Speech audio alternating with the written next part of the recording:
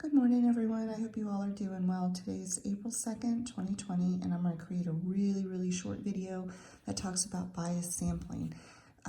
Today you're going to work on a quizzes code, and it has bias sampling in it, and I just want to define it and share what it is with you.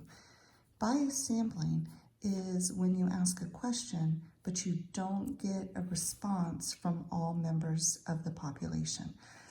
So not all members of the population are represented in the question, in the answer that you get from your question. I'm going to give you some examples. Let's go back to this population of AMS that we did.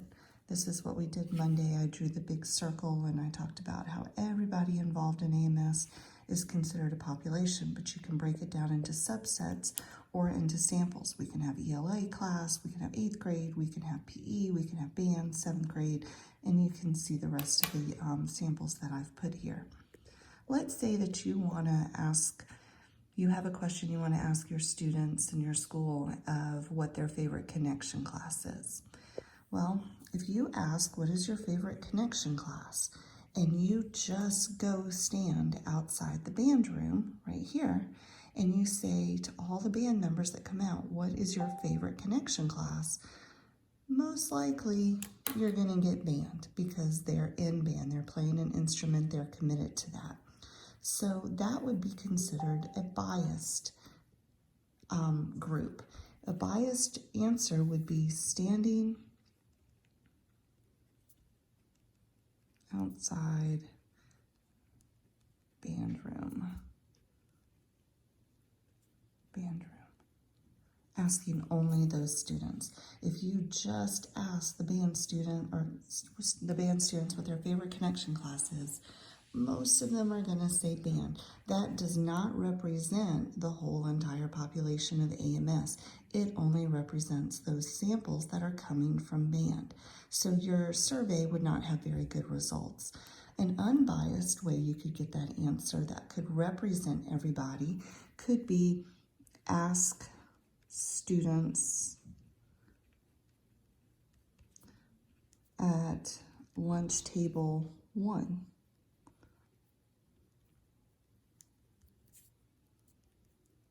If you go and ask students that are sitting only at lunch table number 1, most likely you're going to get a bigger representation. We're still only going to probably get your grade level, but it will be a bigger representation of what everyone's favorite connection class is. To do this more unbiased, you could go to table 1 for 6th, 7th, and 8th grade classes and ask them. Then you would have a good representation of what everyone's favorite connection class is inside of the school. Another question, if you want to ask your students or if you want to find out some data, is how do you get home? Well, if you know the 3 ways people get home, you can either walk, you can ride a bike, I wish you guys could ride a bike, ride a bus, or walk, car ride, or ride a bus. So if you stand out at the front of the school during dismissal and you ask, how do you get home? Well, that's where our car riders go. So probably, I don't know, 97% of those people would all say cars, but that's not a very good representation of the school. So a biased place where you would be asking that question is outside at the car rider pickup spot. Car rider pickup. I'm just going to put pickup. I'm running out of room. Okay. By standing outside asking the car riders, how do you get home? Most of them are going to say they get home by car every single day, otherwise they wouldn't be there. An unbiased place that you could ask is you could ask people in the lunch, you could poll homeroom students. Homeroom students, 1 per grade level. I'm holding my phone trying to write. I'm not doing a very good job. Per grade level. By going to the homeroom students, you're getting a more varied group of students. They're coming in from bus, they're coming in from car, some are walking. You're going to get a more varied and more representation of how our students at Austin Middle School get home. So that is the difference between biased and unbiased.